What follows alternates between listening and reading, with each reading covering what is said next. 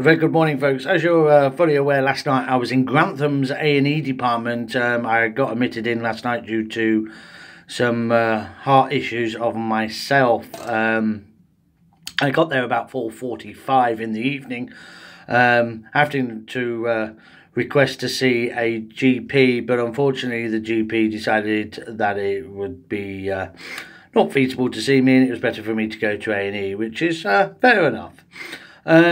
But how would I like to start? Well, basically, last night I realised that the NHS services within the county and nationally are certainly in crisis. A lot worse than I actually first imagined. Obviously, seeing things on the national and local news and Facebook pages of various campaign groups such as Fight for Lincolnshire, Grantham SOS and Fight for Grantham Hospital, and various other Facebook pages up and down the country. What astounded me last night is on how busy Grantham A&E department really is, and this becomes not as a shock because we all know that Grantham A&E department's well used well before it turned down to the services that it is now, which begs the question, why on earth that it still closes at 6:30 in the evening? When I got there last night, there were a maximum of between 45 and 50 patients within the A&E department. The staff at the department were absolutely fantastic. They were rushed off their feet. They were calm, collective, and doing what we expect of the National Health Service.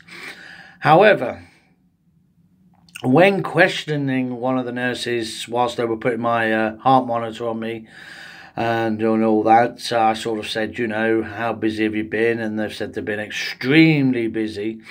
And obviously I said, well, you know, I understand that Lincoln's really struggling as well, which they totally agreed with.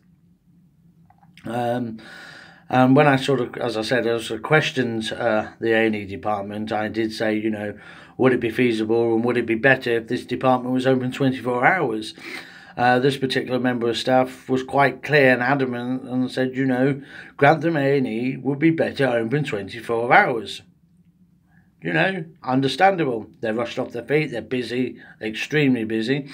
For example, Monday, the figure that I got for Monday was between 50 and 60 patients within the accident emergency of Grantham. 93% of them were proper accident emergency patients. They had 6 ambulances outside Grantham A&E department on Monday during the day up to around about the 6 o'clock mark, 6:30.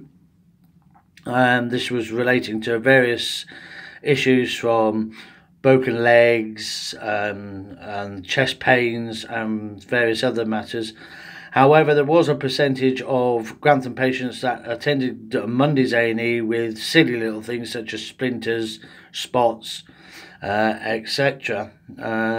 What I'd like to say to them is, you know, a splinter and a spot, I'm sure you could have stayed at home and dealt with that at home, knowing that our services are stretched and things like that. So, you know, don't go and waste A&E's time for splinters and boils on your backside, because you can deal with that at home or nip to the pharmacy or nip to your GP. Now, I know that GP surgeries are fully stretched as well, so, you know, I do understand that, and I sympathise with you guys who can't get into your GPs for the next couple of weeks or month or so.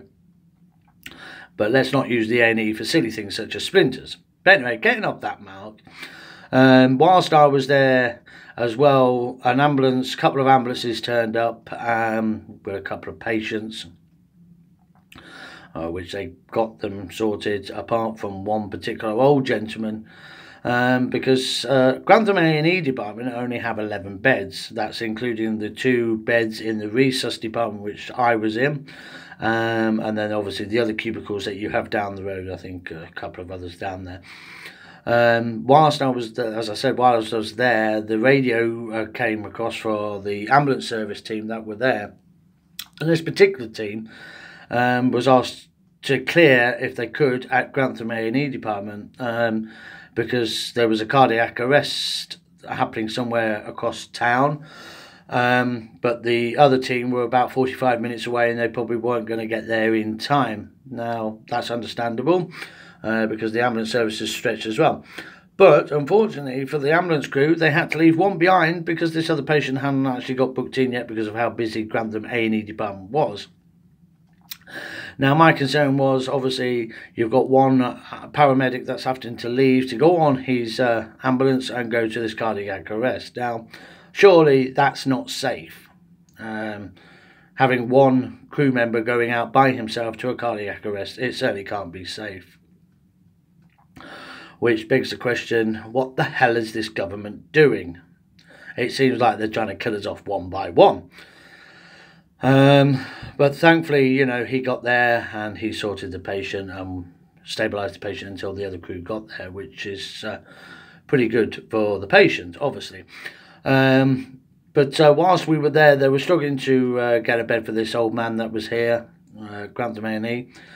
I offered to give up the bed so he could have my bed, and I was quite happy to sit on a chair and have my ECG done while I was sat on a chair. But unfortunately, because of the matter I was there, I was told I would have to still have a bed because of them monitoring my heart properly. But thankfully, the old man got his bed anyway and he was sorted. The thing that really concerns me is that obviously Grantham's A&E department is clearly needed. It's clearly needed 24 hours. As one of the staffs sort of pointed out to me, who was training for many years in accident and emergency medicine, he regretted actually taking on Grantham's A&E because he said to me a lot of the things that they're allowing through that department are things really could be done at home or through the surgeries in the town. And with sad regret, he's now requested to go over to Lincoln's A&E department, where he feels he'll benefit more in his training, because he feels that Grantham's A&E isn't giving him the right sort of education, so to speak, on the medicine of emergency medicine. Because as he quite clearly says, when he came to Grantham, he chose Grantham because of the A&E situation, and meaning that, you know, he's got an A&E department, right location for him and everything else. But he clearly regrets that now, which makes you wonder. There's no wonder why we can't get staff to work at Grantham A&E department, because they're feeling let down by the trust because they're not getting the right sort of education, so to speak, in the training that they want for accident and emergency medicine. So he's now requested to go to Lincoln A&E because he feels that's more hustle and bustle and more of an A&E department than what Grantham is. Now, last night I was actually in tears because I saw the state of the National Health Service last night, first hand, right in front of me. And it's sad, really. And my message really through this video, or blog, as the youngsters call it, is that I have a message for Jeremy Hunt, Theresa May and her government. It's time you start looking at the NHS properly. Stop feeding the British public lies. It's clear that you are closing down all these A&E departments for your own benefit. If I was a corporate company right now, such as Virgin Healthcare, I'd be rubbing my hands. Because at the end of the day, if you see something struggling, you're going to go in there and say, oh, we can make it better. Yeah, well, maybe you could. But then in turn, you're going to charge us to use those services. Well, I'm sorry. It's not going to happen. Jeremy Hunt, Theresa May, wake up. We voted you in. Well, I didn't, because I don't vote Tory anyway. But those who voted you in, voted you in. Now, it's time you start waking up and actually looking at the NHS services and start protecting it instead of protecting your own bloody pockets, because this country is going to the dogs because of you in government. I am sick and tired of it. I get up every morning, I put the TV on, I see the National Health Services in crisis, even deeper and deeper and deeper it's getting into crisis. Just so your little friends can come along and buy our services and then turn it in to private healthcare. Well, not while my heart is still ticking am I going to allow this to happen. And I ask the people of Grantham, Lincolnshire, Cambridgeshire, Nottinghamshire, Bradford, Leeds, Yorkshire, Scotland, all over the United Kingdom, stand up to this government and make it very clear that our National Health Service is our health service and not for privatisation. It is time you in the government wake up and realise the British people are saying no. So get off your backsides and protect the National Health Service. Enough is enough. I am sick and tired of seeing people treated like dogs, staff within these departments treated like dogs. Not anymore. Over my dead body will I allow this to happen anymore to our National Health Service. It is time we stand up for what we believe in. We are the British public. It is our National Health Service and we will protect it.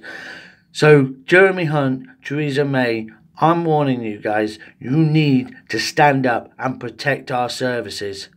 Enough is enough.